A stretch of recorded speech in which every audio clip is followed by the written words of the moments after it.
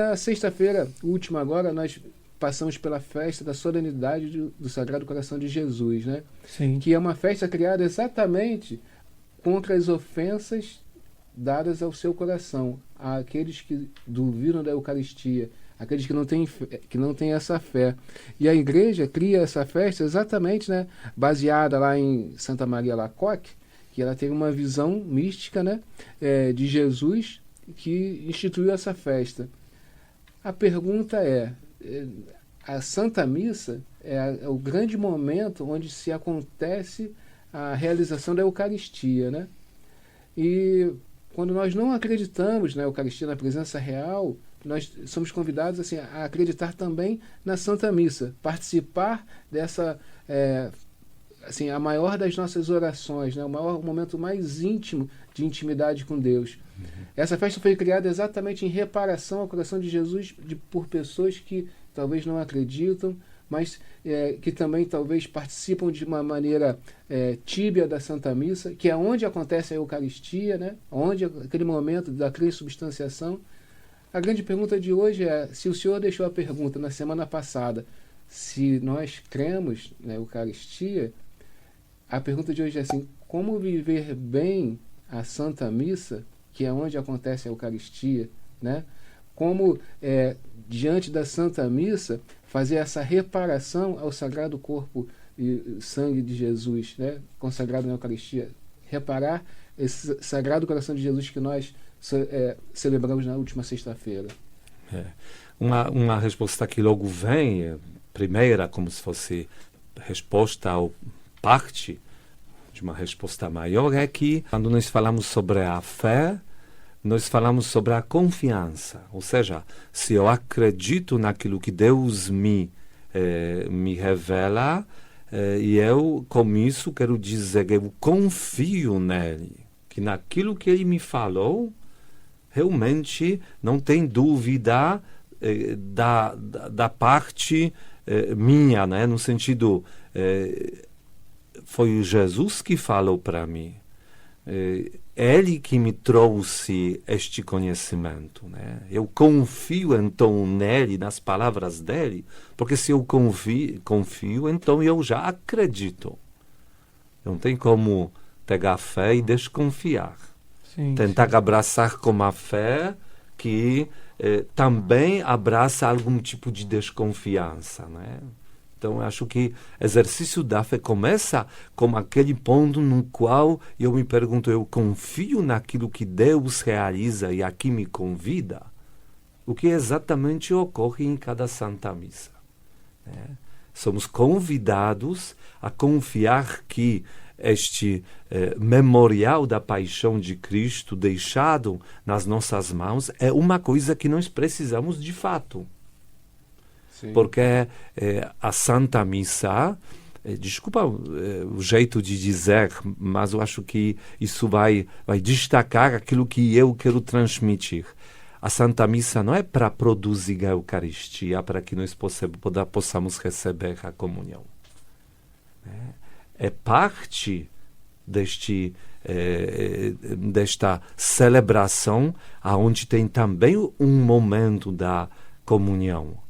Momento onde nós com fé recebemos Jesus presente na hóstia consagrada, né? Mas a própria Santa Missa, ela já é um encontro com o divino num momento que ultrapassa tudo que é humano, mas que acontece no nível que nós só podemos experimentar e viver através da nossa fé.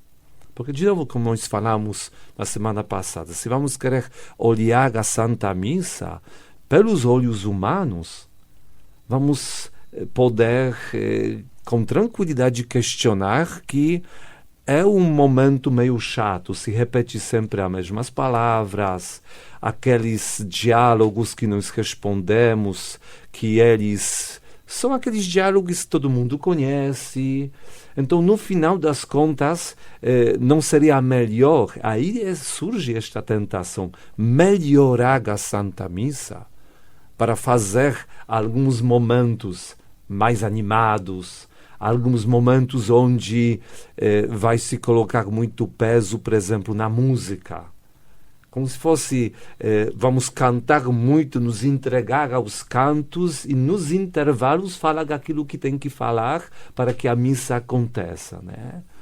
É muito importante que nós entendamos que a Santa Missa é a presença do mistério da morte, da paixão, morte e ressurreição do próprio Cristo. É todo o processo que acontece na Santa Missa, né? É, exatamente. E quando Jesus fala fazer isso em memória de mim, é porque Ele quer que nós, pensando na nossa salvação, tornamos presente o mistério da nossa salvação com isso para que este mistério possa exercer seu impacto, vamos dizer assim, espiritual naquilo que nós somos, naquilo que nós procuramos. Claro que tentar falar isso em poucos minutos é meio complicado, né?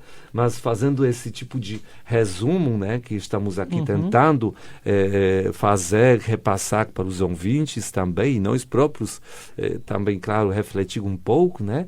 Nós precisamos exatamente lembrar que próprio Jesus, na última ceia, juntou-se com seus apóstolos para dizer para eles que os amava, e que neste amor a eles, movido pelo próprio Pai, ele veio a se oferecer plenamente.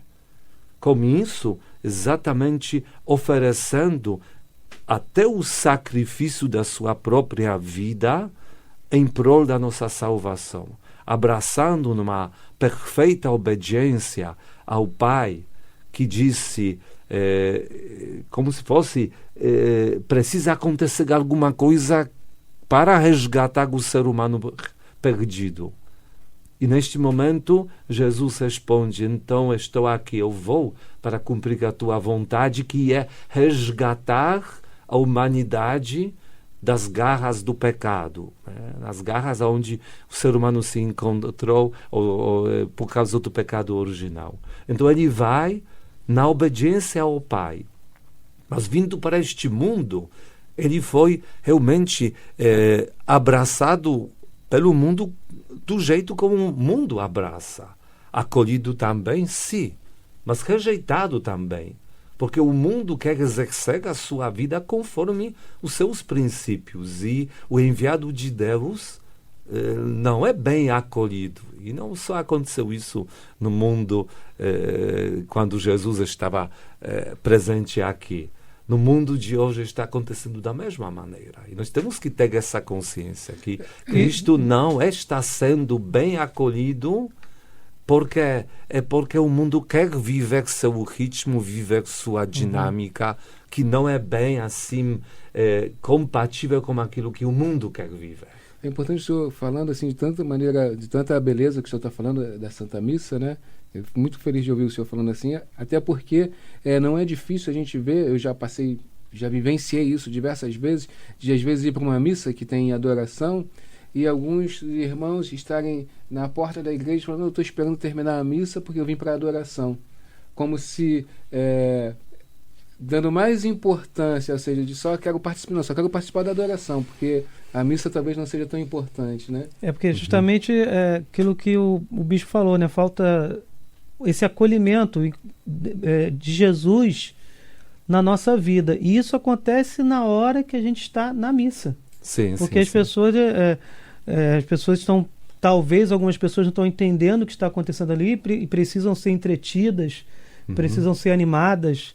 A gente vê, por exemplo, ali naquele momento em que alguns momentos em que o padre está, comumente se fala, rezando a missa, ele faz algumas orações, sussurra alguma coisa, aquelas orações secretas que a gente às vezes não escuta.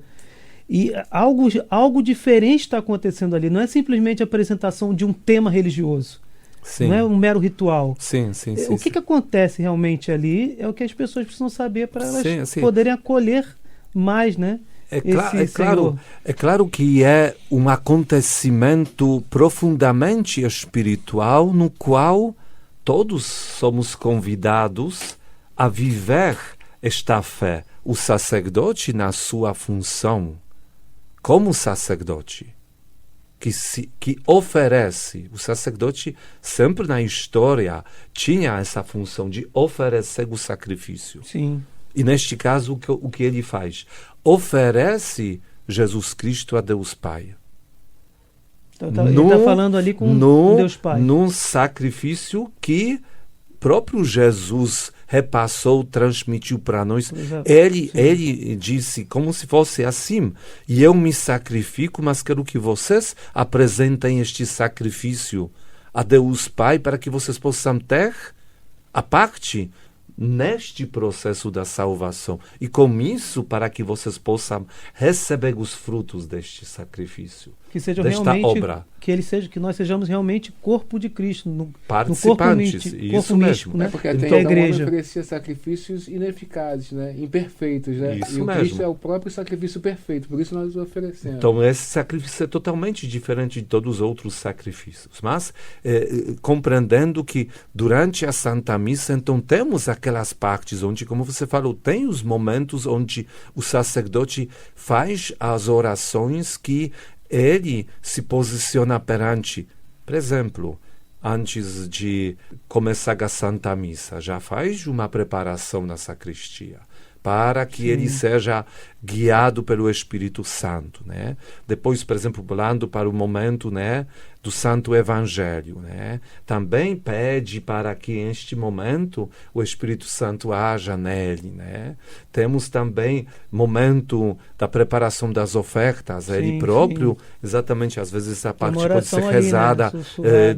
Com palavras em voz alta, às vezes é feito o canto, né? E o sacerdote pronuncia essas palavras só no seu coração. Sim. Tem outras onde é exatamente aquela apresentação das ofertas a Deus Pai, né?